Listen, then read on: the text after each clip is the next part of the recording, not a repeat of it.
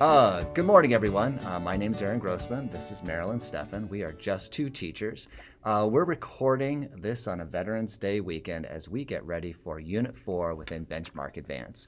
And I know that everybody who's watching is planning around this idea of point of view. And in third grade, we're working on this essential question: what makes people view the same experience in different ways? And we're going to follow, generally speaking, kind of the same format, and that means we're ready for a hot tip, Marilyn. So what do you have for us? Okay, I have two this time. If you take a look in the back of the teacher's manual, teacher's guide, it has a recommended trade books in the back, and two that I was thinking of in particular, Diary of a Worm and Diary of a Spider, and those fit nicely with the additional resources where the kids are going to write a diary entry from the perspective of an animal. And so those would be good mentor texts. Here's Diary of a Spider. Really fun for the kids then to take the format of this book and make their diaries.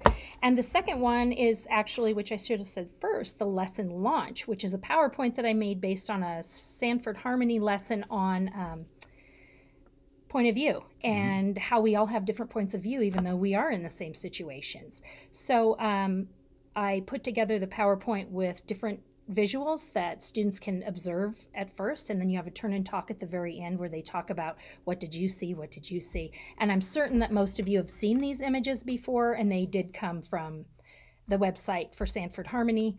But of course you can get it for free on our website if you want to show that on the launch of Unit 4, Point of View.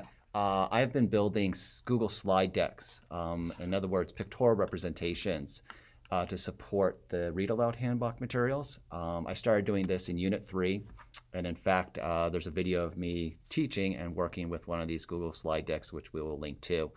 And I've just noticed that as a result, my kids are getting a richer experience from it, and comprehension is being increased pretty significantly.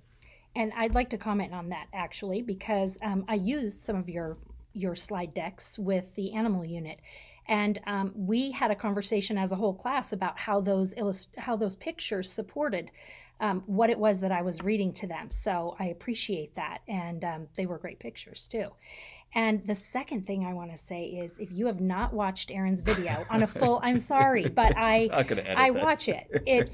It's a great example from start to finish of how people are running this in their classroom. Just one example. It doesn't have to be your example, but you can take bits and pieces of the way that Aaron does it. I mean, I personally have already watched it twice, and I'm past the animal unit, but I'm going to apply what he has done in those units to my other annotating sessions. And I know that people have asked, what does it look like when you annotate?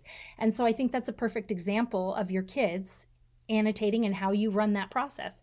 So I, for one, appreciated it a lot and can't say enough about it. So thank you for doing that, because it's hard to have people come in and videotape you and have your kids doing what they should be doing all the time through the whole process. So I really appreciate it. Well, that's extremely kind and fabulously oversold. And I actually want you to do more. So if I can talk him into doing more, I'm going to. So actually, that's a good point. If there are things that you'd like to see an example of, and if he can do it, put it on Facebook or comment on our website, and then I can try to talk him into doing some more. When we're at 10,000 subscribers, that's when I'll do the second. All right. And if you've been watching our episodes with some consistency, you know that typically we launch these with talking about how the unit went. And we both reflected and we thought, why don't we change this just a touch and talk about how each component within Benchmark is landing for us. So let's start with that reading mini lesson. So we know that each day we're working on comprehension, either through those short reads or those extended reads. So how was comprehension of these reading mini lessons working for you? Okay. First, what I noticed on my MAP scores is the strand of reading literature in the craft and structure tends to be lower. And so what I appreciated in this unit, at first I thought it's going over and over and over the same things, but actually it's intentionally structured to have the kids digging deeper into the text. And so that fits the standard of reading literature for craft and structure. And so I'm really happy about that, because I noticed that and vocabulary are where my kids are typically the lowest. How about you for the mini lessons? Well, and so one of the things, the sort of a mantra of our classroom is this idea of making the invisible visible.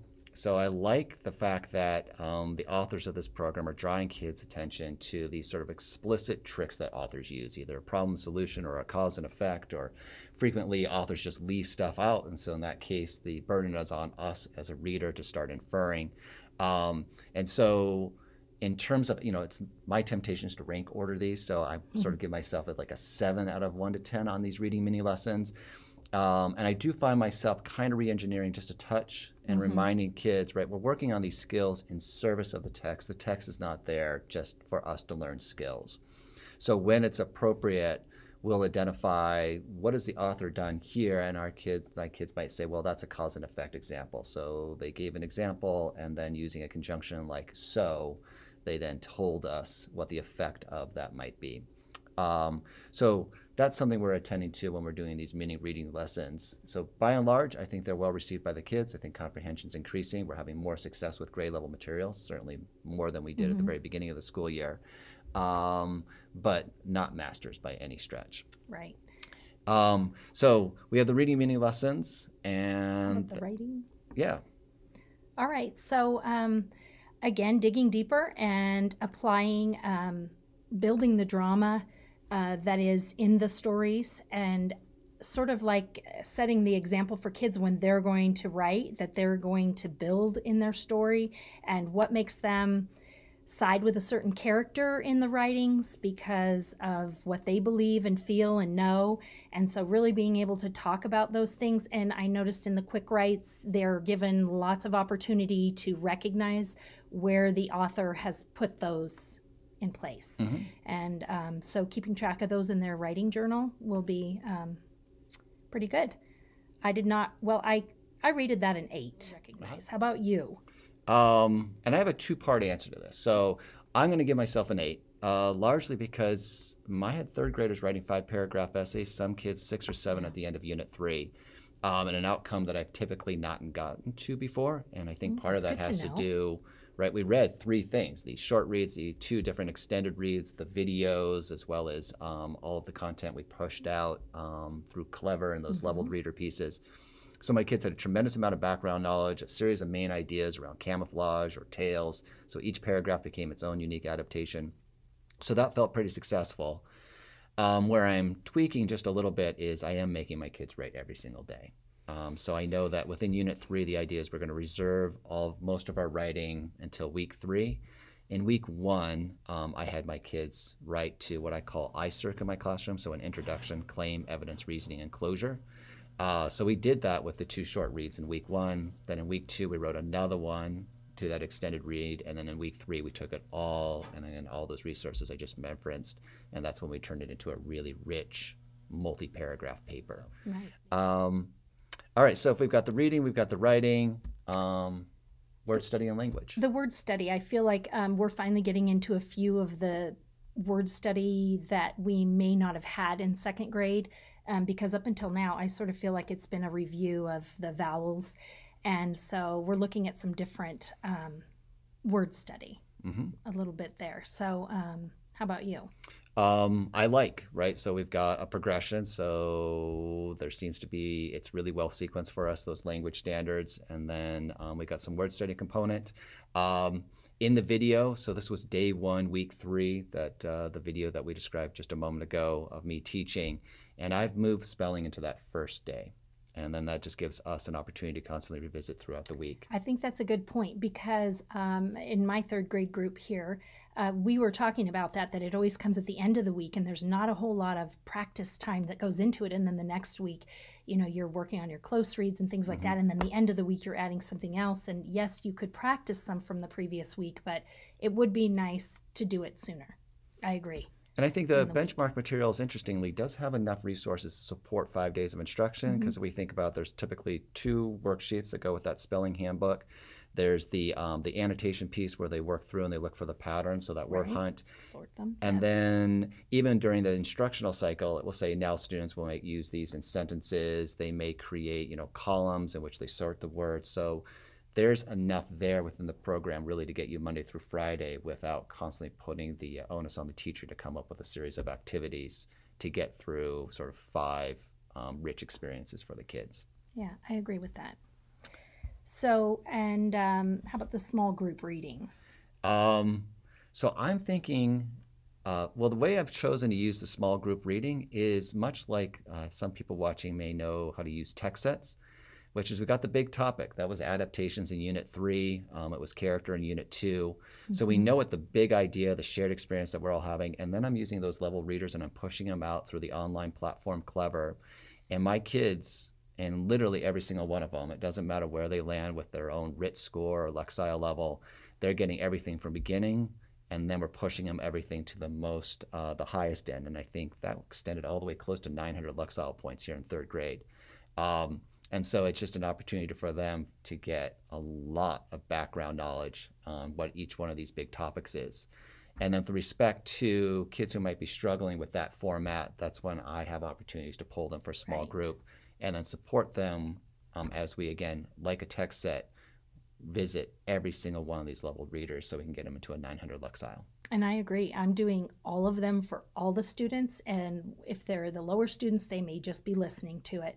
But at least they're getting the same information every So those kind of describe kind of like the biggest expectations of what should happen on an instructional day. And then we have these little additional pieces, which is we have an interactive read aloud, which comes through this, the read aloud handbook. And I mentioned in that hot tip, I've created a bunch of Google slide decks to support the use of the read aloud handbook. And if I'm going to give myself a score, I'm feeling really strong with this component, largely because initially I didn't really like it. But now I'm realizing, when I use the Read Aloud Handbook, I'm extending these kids to material they typically going to access independently, so it's above grade level. And then moreover, these handbooks are using the same language. So we're talking about adaptations, and then suddenly it's a boy and his mom visiting a lake, and there are swans, and all of that same language about the adaptations and what the boy is noticing about the swans links directly to everything we've done with leveled readers as well as the reading mini lessons. And I would give it a 10 now because I use it first thing in the morning. I say it's like a warm-up, but it sort of is. It gets the kids set in the mindset of this is what we're talking about today. Here's a little something that I can read to you, and with tone, expression, all of those things. And then the picture support that you've put with it, to me, makes it a 10. It just gives them one more piece of information that you can squeeze in. All right, and that leaves one last component. And I will be brief. I'm a 0. So additional resources, I have not used them. I think everybody keeps wondering, time is an issue. But you are. So you've included a couple of these pieces. I always start out saying, this is how I could use this. This is how I will use this. Whether I get to it all, okay, let's just make it clear. I don't always get to the additional. But one thing I've done, there's the writing diary with the Diary of a Spider. I've also thought that if you guys out there also rotate for interventions or enrichment, whatever you might call it, those are good pieces where it's something that the other teachers aren't having time to do either. So it's a completely different intervention. You could do it for high. I understand low kids need different kinds of skills at that time, but it's a great way to let them be creative. And if you have time to do them, you can. Sometimes they might just be quick, not to the extent that they're written in here, but you could modify it to fit your time frame. So I think that's great. And so I think probably like everybody else, especially if you're in the first year of implementation, we are frequently iterating. So don't hold us totally accountable to the structure that we put in place, because I suspect it will be different in February and March, as like everybody else watching, we continue to work with the resources and stress test what's really successful and what needs some kind of elevation. Okay, so now that we've planned for Unit 4 and you've seen things, what do you like? What do you notice about Unit 4? What makes people view the same experience in different ways? And I know the conversation that you and I have had back and forth, which is we're in Unit 4, so there's a lot of real familiarity here. So we won't belabor some of the things that we're noticing, because we've talked about things we've noticed about this unit just in different units in the past. So 3 things. 1, we're writing an opinion here, and I like the fact that kids are going to be highly accountable to the text in order to support that opinion. I think that's an important disposition, really well matched to our standards. We're attending to conjunctions. And I've done some work with conjunction with my students before this, but the fact that now we're embedding it with the materials, I think will make a richer experience for the kids. So I think in this unit, we're really going to be talking about because and since and how those can link independent clauses for us.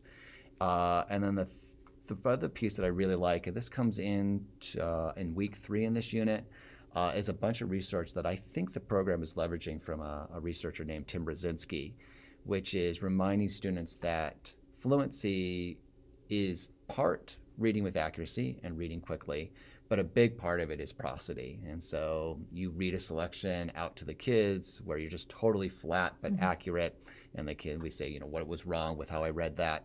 So the fact that we're attending to this outcome and we understand the importance of prosody with this and intonation and being expressive and really sounding like the author, I think this will make it a really nice experience for the kids. So that's sort of a brief, and I think those are both comments that we noticed, which then gets us to where do we see these opportunities to take Unit 4, in which we're talking about what makes people view the same experience in different ways, and really elevate that for our students. So ways to elevate Unit 4. Let's go back to the recommended trade books on page AR 69, and there are 3 texts that would make a good elevation here. One is the true story of the 3 little pigs, and then the second one being a Columbus text that looks at it from 2 perspectives, the good that he did and the not so good that he did. And then the third one I wanted to mention is Georgia O'Keeffe's art in Hawaii, when she was in Hawaii, and how she did she did it based on what she saw. And so to follow up on that, or to incorporate some art there on Doodles Academy, there is a lesson called Close Encounters, and it's Georgia O'Keeffe's art and how she got started and sort of her style. Right. And we'll be sure to link to that Doodle Academy lesson at our website, just2teachers.com. And 2 more things real quick. Minecraft. If you're talking to kids about first person, third person, you can mention to them about Minecraft, because years ago a student had said to me that he totally understood what that meant because of the fact that when you play with your character, you can see things from a third person perspective. And then finally, a vocabulary point of view video, which is like a rap singing. The kids really get into it and they repeat POV, and it talks about first person, third person, second person too. So you can add in a little extra there, like you don't have enough to teach, but you can add a little extra. So those are my elevations. And with respect to the vocabulary, we made sure that we could Google it and we could find a link so that you don't need the subscription or be able to access that specific video. So it is available for anybody and a user like ourselves. Right. Thank you for mentioning that. So those are all great. And a couple of ones. One, we'll just revisit this idea of on Just 2 Teachers, we have created a number of because, but, and so sentence expansion activities, not just for this unit in 3rd grade, but we've got a number of them up there for 2nd grade, 4th grade, and 5th grade as well. So people who are working on Unit 3 and 4 right now, let them know that these are available in order to elevate their outcomes for their kids. One that I plan to use with us, just because we're talking about opinions, so you're getting different perspectives or points of view on the same outcome, as I plan to use a ProSe Court with my children. Can you explain a little bit about that? Because I've seen you post something about that on Twitter when your students are doing that, that activity for the day. So can you explain what that is? Absolutely. So with respect to what we understand, that we want kids to rehearse as much as possible before we get to a writing activity. So I see things like Socratic Seminar, Fishbowl, Structured Academic Controversy, and in this one, ProSe Court, as an opportunity for kids to rehearse before they're going to be working on this big culminating piece within Unit 4. So ProSe Court, and we'll link to a description very briefly, is kids in triads. One is essentially the defendant, a second one is the plaintiff, and the third one is the judge. And so one may be arguing from the perspective of a stepsister in this particular unit, another one is arguing from the perspective of Cinderella, and then the judge is adjudicating all this. But the important thing is, if we're going to make an argument, and because we're working in a court, we better be armed with evidence to support whatever outcome we're advocating for. So really strong disposition there. Parents are charmed by it because pro se means to sort of advocate for oneself. And I like that. I see a video in your future for that. Perhaps. All right. Normally we end on predictions. So generally speaking, how do you think it's going to go? I'm struggling with a prediction on this one. I'm not sure. I'm not sure. I think the kids will like the stories, the Cinderella, but I'm not sure. How about you? I think they're going to like the stories, Mm-hmm. and the emails that we've had back and forth have been about this idea of third person. It's a challenging concept for some students to fully grasp, especially when you're trying to differentiate between the character is feeling this or the narrator is adding this. So those are really subtle things for kids to work out, and I'm hopeful, right? The terms themselves, through something like vocabulary, that at least they'll secure the skill, and now it's a matter of applying the skill in service of the text. All right. So good luck to everybody who's watching, and then we're excited that the number of people who've joined our Facebook page are growing, so please include yourself in that, as well as the fact that Just Two Teachers, we're adding more and more materials to help you with working with this. And then finally, if you're at our landing page, you'll find out how to follow both of us in our classrooms and see some of the things that we're up to. All right. Thanks, Marilyn. Thank you, Aaron. All right. Good luck, everybody. Thank you, Aaron. And then for additional ways, or